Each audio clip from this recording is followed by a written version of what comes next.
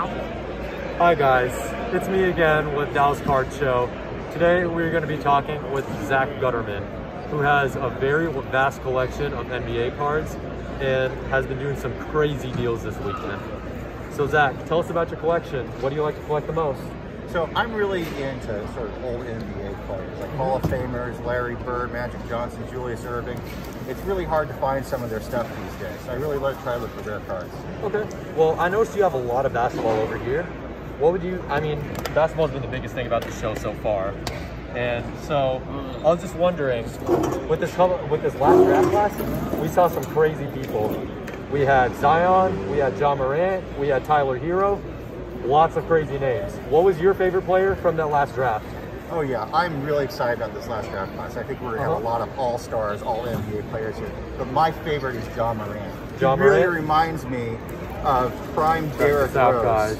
He can get up there, he can fly, he can distribute, he can hit threes. He's just a one-man wrecking machine. That is a true Prism rookie. That is a hobby rookie. Beautiful card. So being in Dallas, you know, I just wanted to show these two cards to the guys. Look at this, guys. 10 BGS 10 Pristine Luka Doncic auto rookie. And on top of that, check out this sweet Logoman. This is a game-used Logoman of Dirk Nowitzki.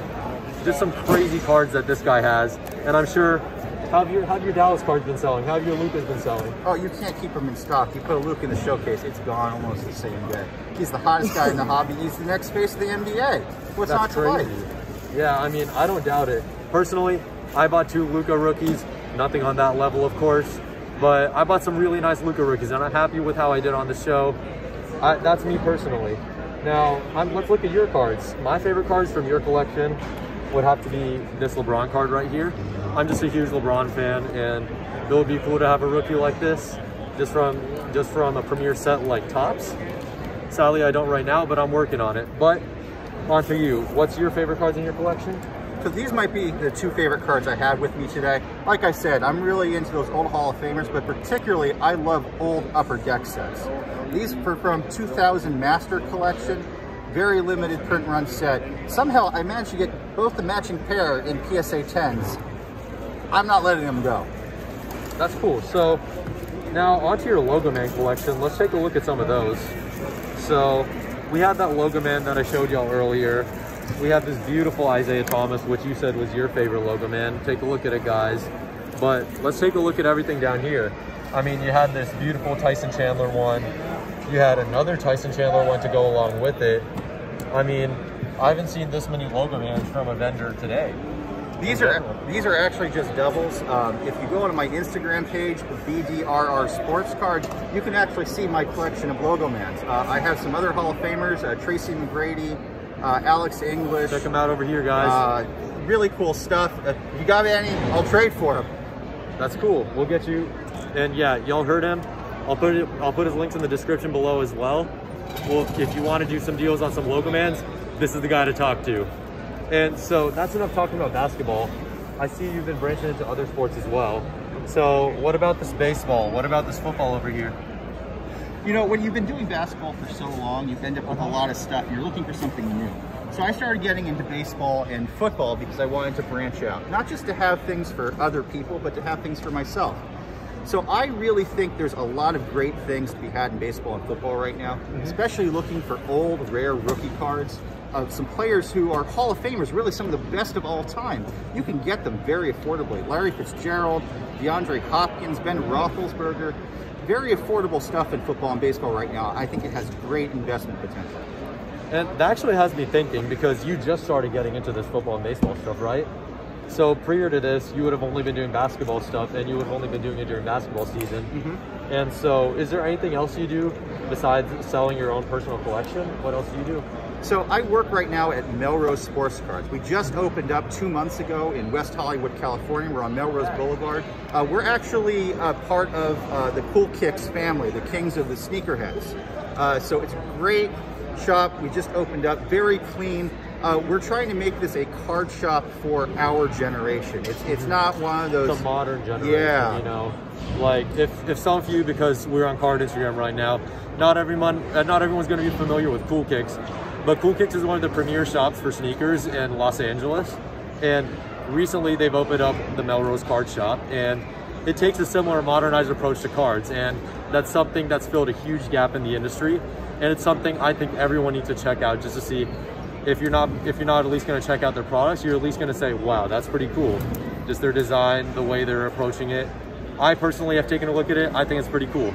And so that being said, let's talk about you and like, when did you start getting into cards, and how did you get into cards? You know, let's talk about that. We haven't talked about that yet, have we? No, we haven't. It's actually a good story. I've been collecting cards for about 25 years. It all started back when I was 9 years old. My dad was a loan officer at a bank, and he used to sometimes get Laker tickets at the Great Western Forum to take clients to. And very early in the 1996 NBA season, he ended up with an extra ticket, and he decided it was time to take me, 9 years old, and get me going in Laker fandom. So we stopped at a 7-Eleven on the way to the Forum, and he bought me 2 packs of 1995 clear metal basketball. Wow. And I pulled a Kevin Garnett rookie card. And it just happened to be the Lakers were playing the Timberwolves that night. So I spent the entire game rooting for Kevin Garnett and the T-Wolves. We get to the fourth quarter, minute to go. Lakers are blowing it out. In checks Kobe Bryant. He had not played in the first game of the season against the Phoenix Suns. This was his first NBA game. My dad turns to me and he goes, watch this kid. He's going to be good. That's the card, guys. And he sure was good, all right. Rest in peace. But on to happier thoughts.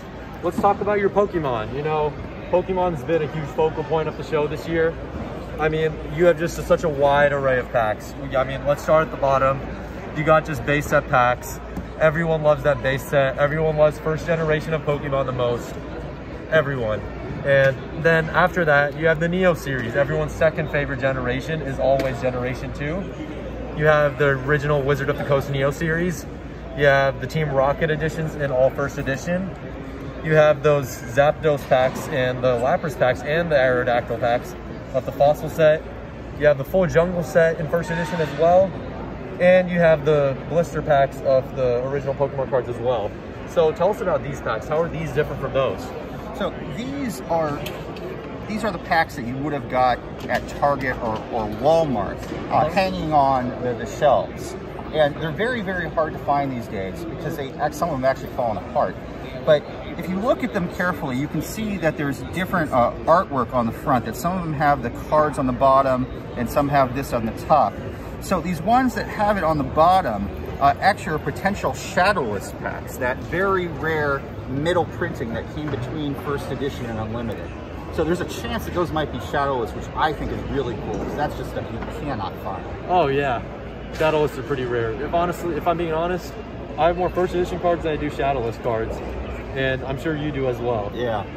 So, is there anything else you would like to tell us about your Pokemon collection? Well, I think this is really cool because even though my dad got me into cards, my mom has taught me how to sell them. She used to buy and sell Pokemon cards, Beanie Babies, Star Wars. The first card show I ever set up at was actually at my mom's table at just a park collectible show. It was not about 13 years old. I had my one little showcase, and she had the rest of the table like this, just with Pokemon and Beanie Babies and all kinds of stuff. Wow. So she was really great at just finding where stuff was going to come in and getting it in quantity. So she taught you the business aspect and all of that? Yep. A smarter woman and an even better cameraman or camera woman. I'm sorry, guys. Anyway, that will be all for today.